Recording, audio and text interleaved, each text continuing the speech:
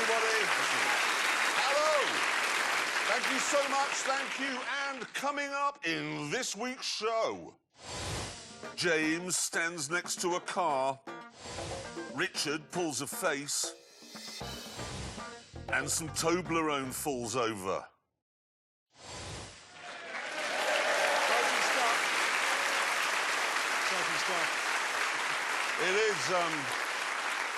It is an action-packed show, but we start with Lancia. I've said many times that over the last 100 years, no one has made more truly exciting cars. There was the Integrale and the Stratos and the Fulvia and the 037. The list goes on, and yet all they make today is a steaming pile of ordure called the Ypsilon. Look at it. I would rather have a maggot-infested wound than drive one of those. Honestly, it makes me sad that they've been reduced to making that, and it turns out I'm not the only one.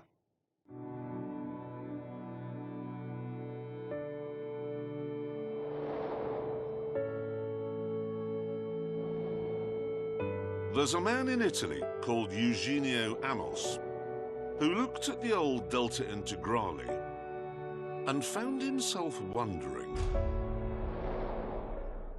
what would it be like if Lancia made it today?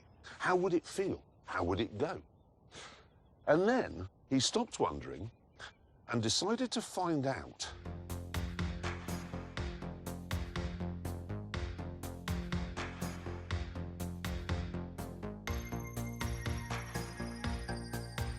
This is what he came up with.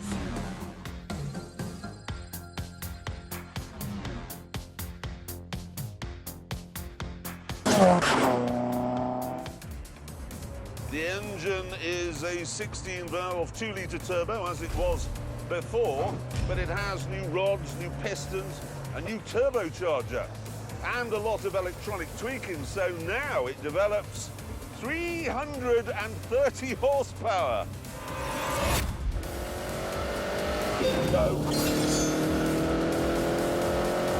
I love this car precisely because it isn't an Audi. And I love it because someone cared enough to make it. And I love it most of all because it's giving me my youth back.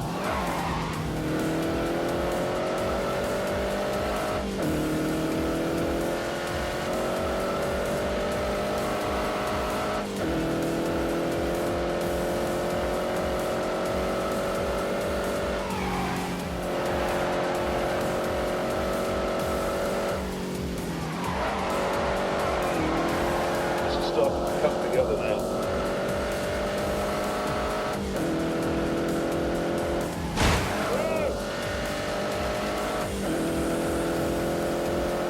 It is a bloody brilliant car, this. Can I go a bit faster? That's 140 more than you got in the old car. And there's more good news. Most of the body panels and suspension components are now made from either aluminium or carbon fibre. And there are two advantages to that. Number one, they won't rust. And number two, they're light.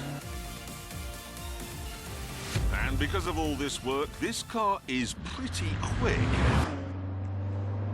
There's a fair bit of period turbo lag, as you can hear. But when it gets on song, bloody hell! Go.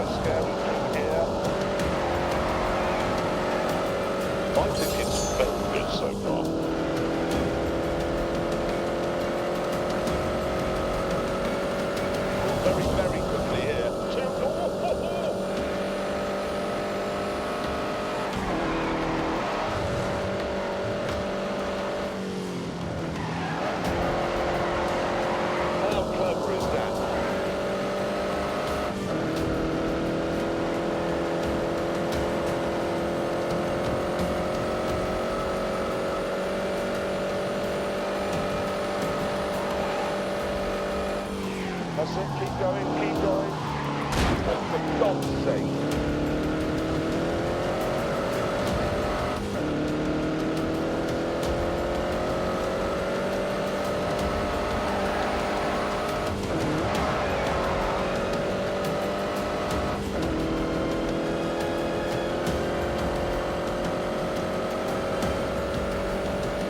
Right foot. Oh, God.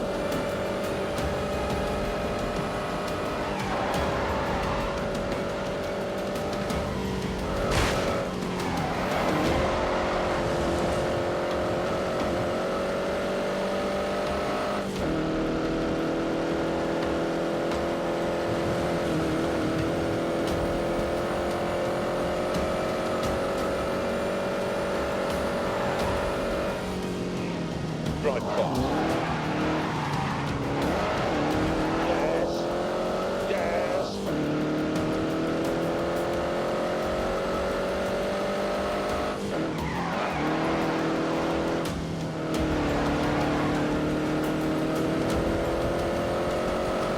Now we go on to the really fast bit.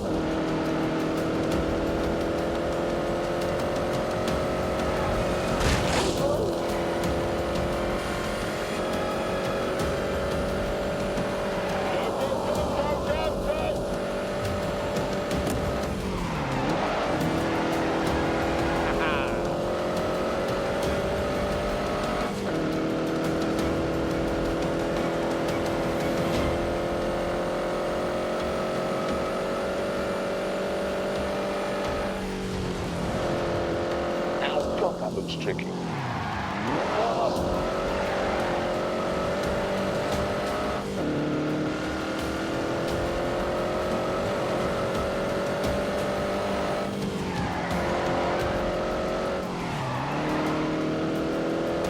It does 0 to 60 in 4 seconds.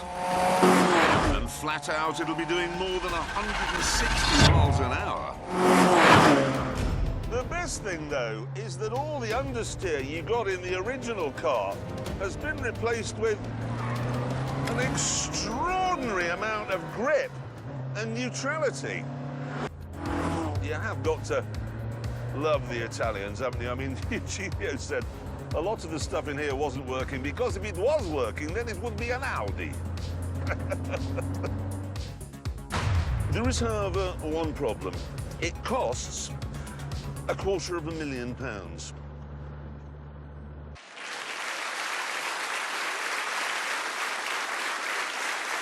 Into Crawley, here we go. Didn't bother filming it, but we haven't got the time. Oh. Yeah. Now, Well, no, look at it this way. It's actually the same speed as a BMW M2. I think I can also claim quite reasonably that the old Mercedes A45 would go around the track faster than that. Yeah, and be a hell of a lot cheaper. Yes, Just a fact. What? everything on a Mercedes would work.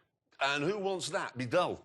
It's what Eugenio was saying. You don't want German stuff. You aren't in the Italian frame of mind, you Oh, two. we're not? No, you're not. That's the Okay. trouble. Has Well- anyone here got an Italian car? No, they're not here, are they? They didn't make it. It's raining. Did you? Yes, that is a good point, actually. It's also very windy, and before the tent blows away, we should get on. We should. Yeah. We must move on. Yeah, let's move it on. Now, earlier on, Jeremy was listing all the wonderful and remarkable cars that Lancia have made over the years. But let's not forget, Porsche has also made some rather remarkable cars. Absolutely. There was the 911. There was another sort of 911. There was a slightly different 911 that was green. Yes, I know. But this year marks the 50th anniversary of what I think must be the greatest Porsche of them all. Is it a 911? No. It's called the Porsche 917. And even if you have no interest in motorsport, you'll most likely recognise this machine, because it's quite possibly the most iconic racing car ever created. The first thing you need to know is that although the 917 looks like a big, wide car, actually, it isn't.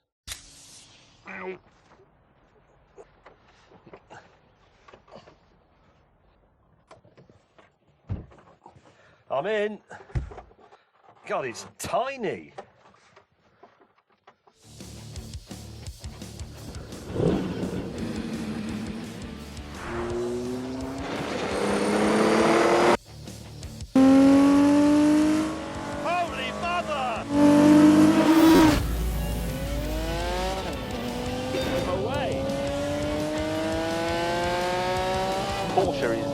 most successful car maker ever to race at Le Mans. They have 19 victories to their name. But this is the car that started it all. This is the car that gave them that all-important first win. Full throttle.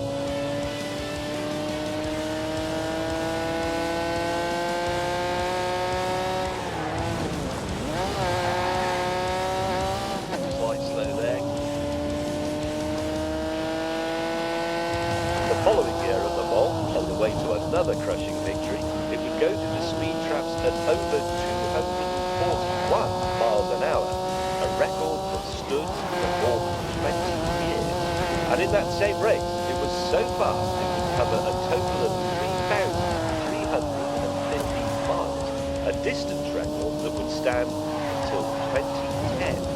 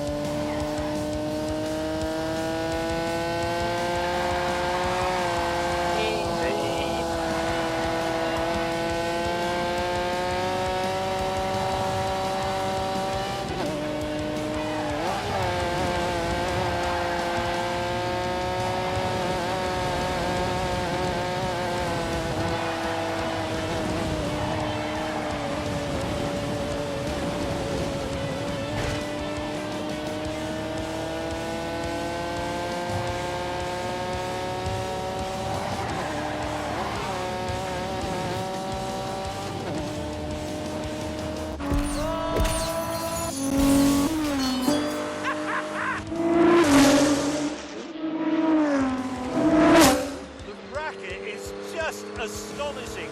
Imagine this for a 24-hour race.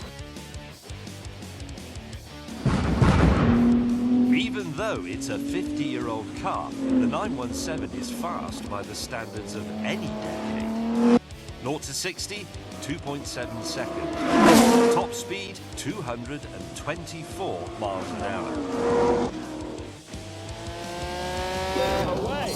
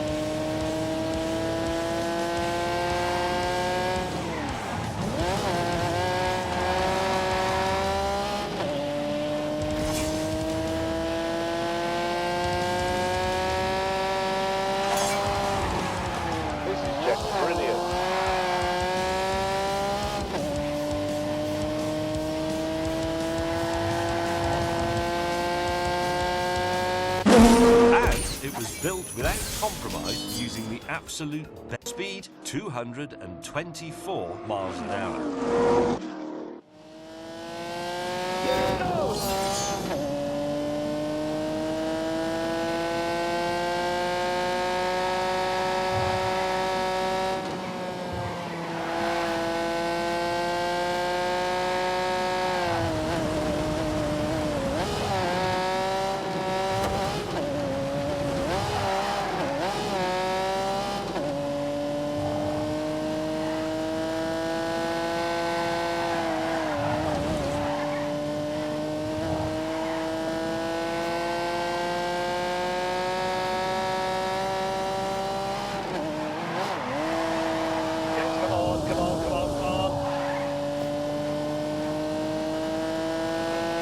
Here comes the data bed.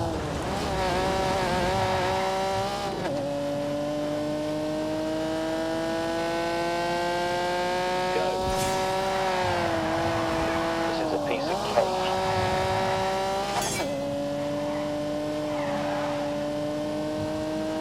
Well, that's interesting. And it was built without compromise using the absolute bare minimum of materials. So, for example, this bodywork, which is very close to my head, it's fiberglass, 1.2 millimeters thick. That's it. Now, in front of me, I have a big rev counter, an oil temperature gauge, and an oil pressure gauge. That's all the information you get. If those are reading correctly, that means the engine isn't going to blow up, and that means you can pin it. Go.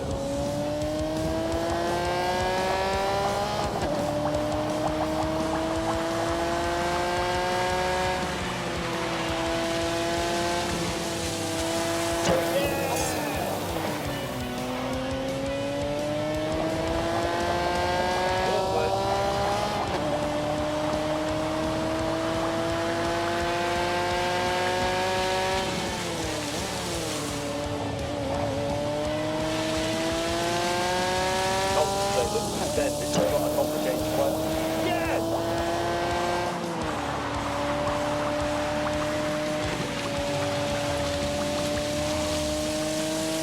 Good!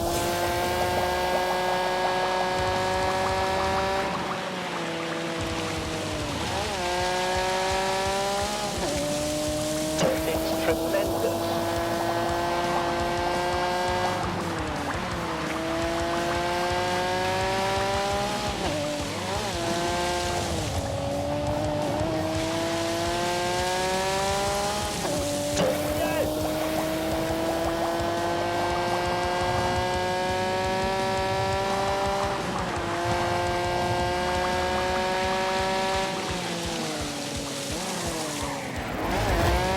The 5-litre 12-cylinder engine produces 620... Correctly, that means the engine isn't going to blow up, and that means you can pin it. Away.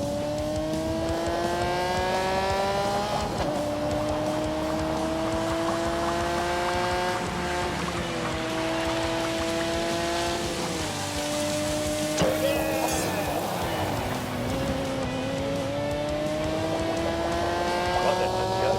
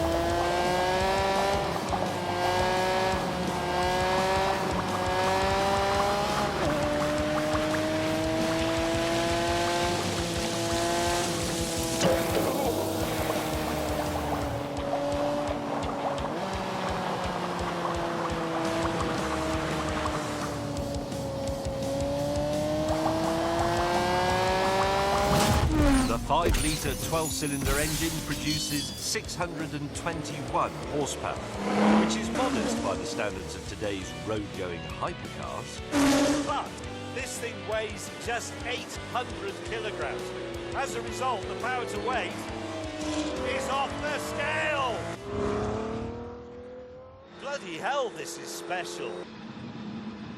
What's more amazing than that, actually, is that this car exists at all, because its gestation was, let's say, it was quite difficult.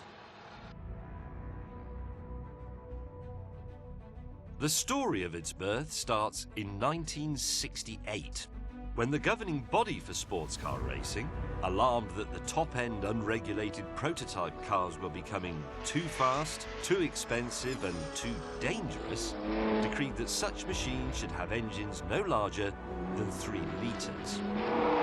However, the governing body also said that if you could build 25 road-going versions of your racing car, that engine limit would be raised to 5 litres. Although secretly they knew that no small sports car manufacturer could actually afford to do that. They didn't think there'd be any takers. The ragtag Porsche team just made the deadline, and the motorsport inspectors gave the road cars the sign-off, presumably not inspected them too closely, or they would have noticed that most of them had truck axles. Plier hoped for a big win at the 1969 Le Mans race, but it was a disaster. One of the privately entered cars crashed on lap 1, killing its driver. The others broke down as the race wore on, until just one remained, driven by this man, British driver Dickie Atwood. Difficult would be, putting it mildly. Life-threatening could be another one. Right. It was a monster. It was made for speed, like a bullet to go through the air, but there wasn't enough pressure on the bodywork to keep it on the ground. And now, since the legend is celebrating its 50th birthday, I think it deserves a fun day out.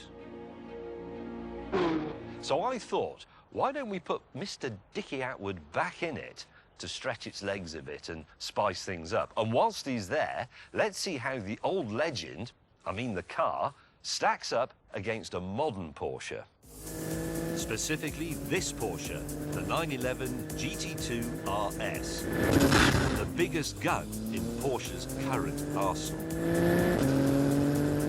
Now, attentive viewers will have noticed that I'm not actually driving, and that's because I've decided to do this properly. We're going to have old Porsche Le Mans winning racing driver versus young Porsche Le Mans winning racing driver, because this is Neil Yarni and he won for Porsche in 2016 in the 919.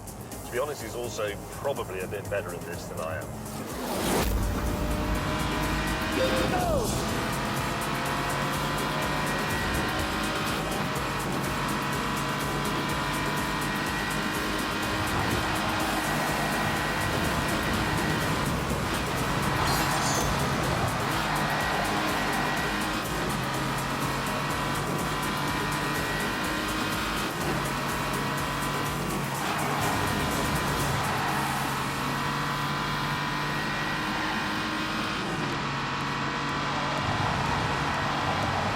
So that's remarkable.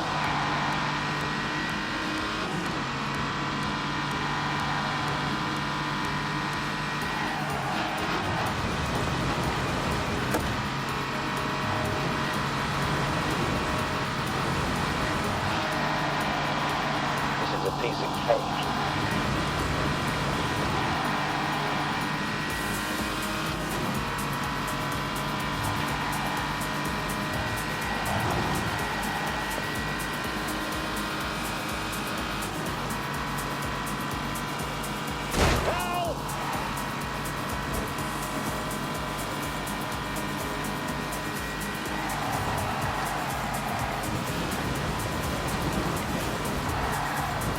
Full throttle.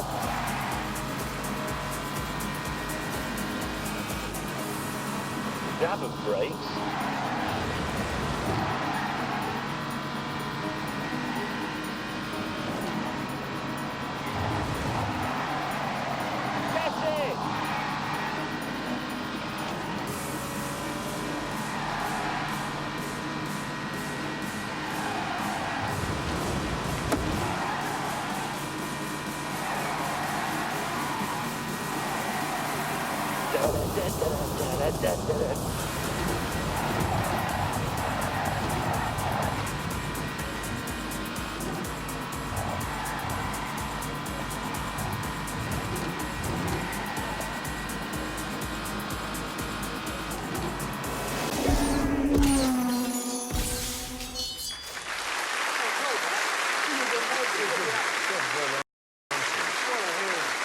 Oh, I love Vicky Atwood. Oh, there, Vicky Atwood. Really good. So you see, James, some old men can drive fast. Just saying. Anyway, let's move it on, shall we? Yep, let's move it on. As you would probably imagine, we have to travel a lot to make this show. I mean, just in making this series alone, we have been to Colombia, Detroit, Las Vegas, Scotland, Tbilisi, Baku, Istanbul, Helsinki and Chongqing, Mongolia, Hong Kong, Florida, Spain, France, Italy, Switzerland. But that's just to make 13 programmes. Yeah, and we're not making that up. We genuinely have been that far. Yes. And that means we have to go through a lot of airports. And almost all of them drive us mad for a number of small reasons and one big one. Yeah, you. What? Well, you. We have to travel with you everywhere, and you never stop ranting about it. Well, I do a little bit of that, yeah. A little bit. Yeah. The first 20 minutes of the film we're about to see are just rants before we even get to the point. Yeah, that is true, but it's worth it, as you shall see. This is London Stansted Airport, which is located nowhere near London. I came here on a train, 2,000 people on it, no security at all. Going on an aeroplane, ooh, well, we'll do this.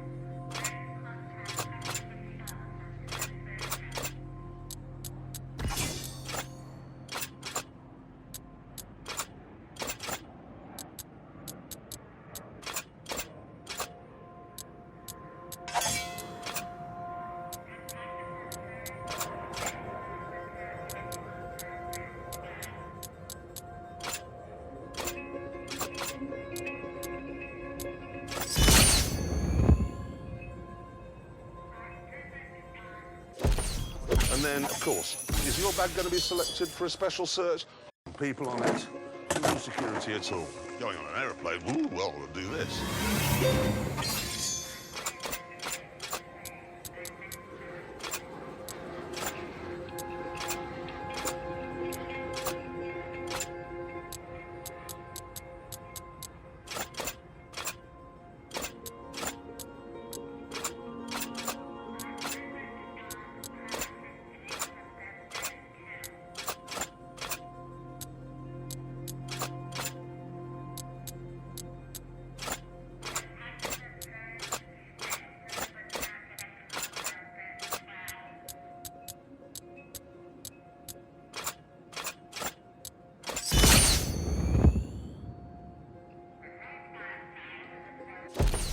And then, of course, is your bag going to be selected for a special search?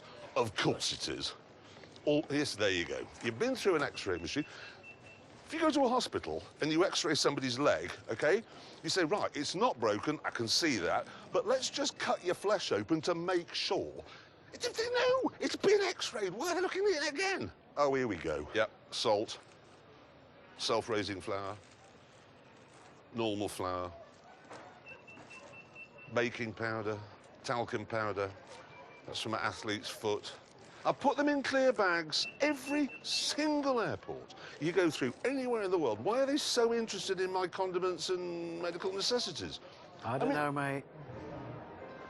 And then you're out of security and straight into a shop, which wouldn't be so bad if it sold something you actually wanted, like bog roll or cat food. But no, all they sell is perfume. Why do they think when you get to an airport, all right, I've suddenly overcome with a need to smell like Victoria Beckham?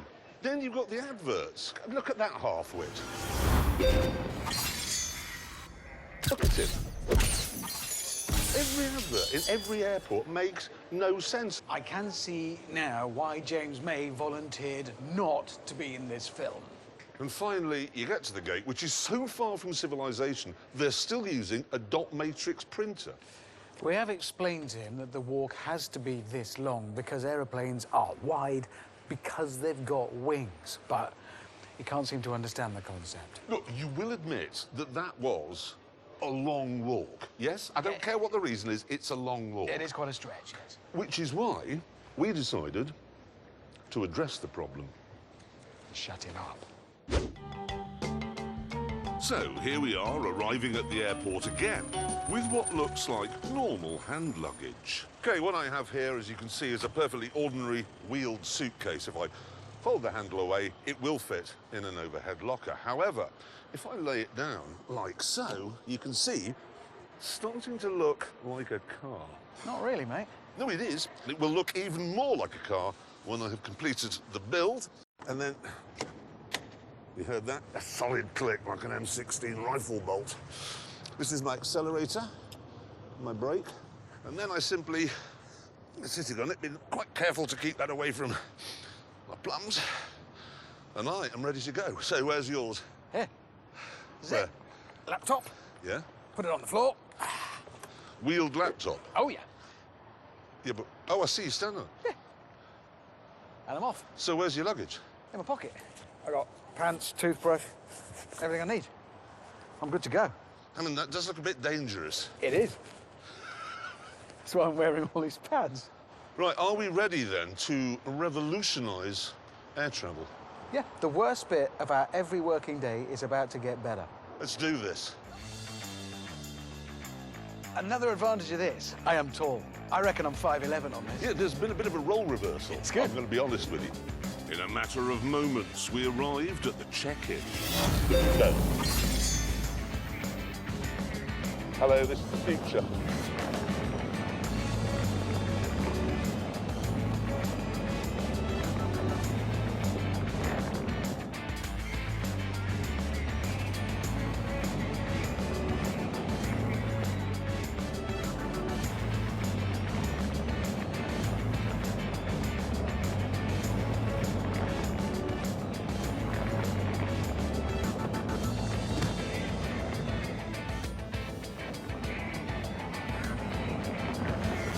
Sorry about that. Sorry. Ow. You cooking in a bag?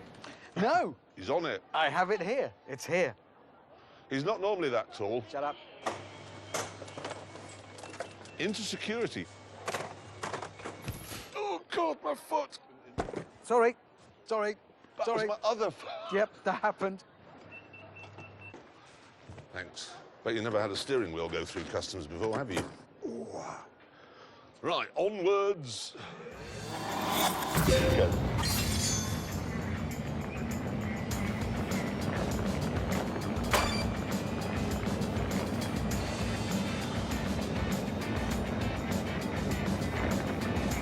Forward.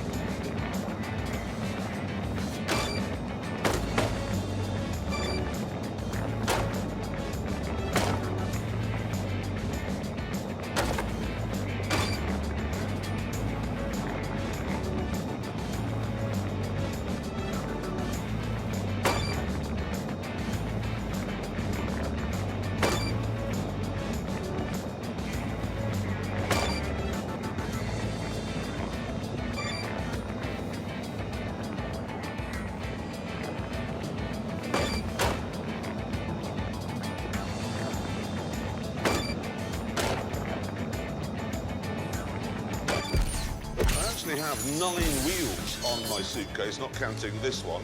Oh, that was a bad mistake. Ah, yeah, sorry. Soon we were motoring through the duty-free shops. Oh, shit, no. Oh, Hammer's gone. Ow. I He's meant gone.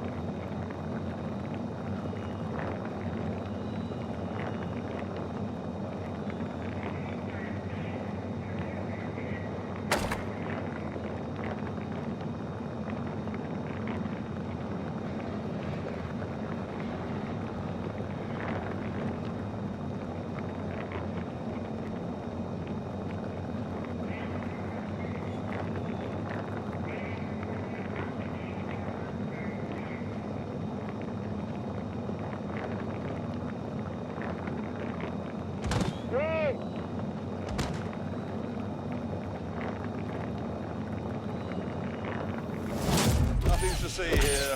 Nothing to see. Is it gate 88, Hammond? What? No, mate, it's this one. There's no plane!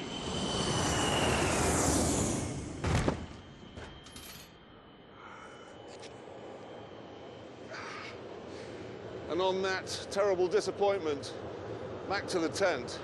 I like that bit. I enjoyed that bit. That was quite hurty.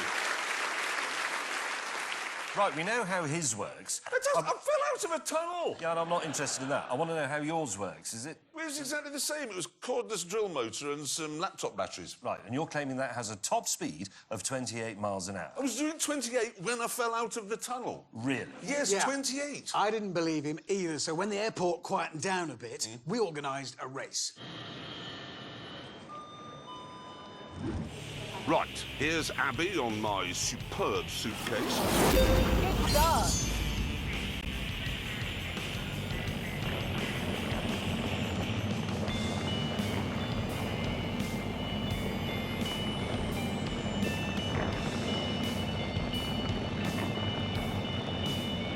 Oh!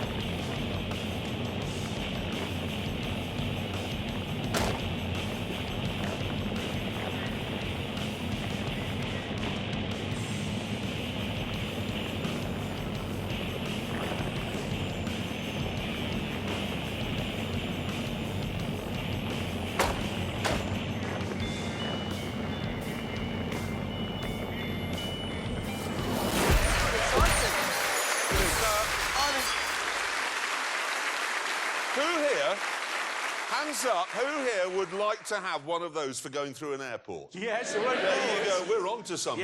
Yeah. So those things you've created are a complete menace to the people using them and everybody else in the airport. Fair? Yes, that is fair. Actually, now I come to think of it. And so, on that terrible disappointment, it's time to end. Now, next week, there's a Grand Tour special. We're attempting to cross the vast wilderness that is Mongolia using a car that we built, well, they built ourselves. See you then. Take care. Good night.